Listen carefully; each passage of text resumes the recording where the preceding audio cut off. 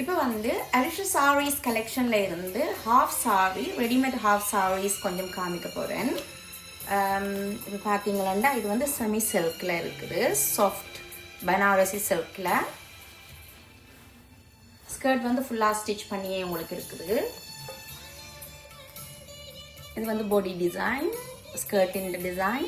இது வந்து border.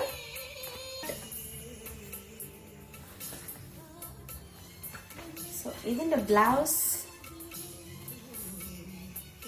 Sleeveless பிளவுஸாக இருக்குது. இது நீங்கள் வந்து ஹாஃப் சாரியாகவும் போடலாம், லெஹெங்கா ஸ்டைல்லையும் போடலாம்.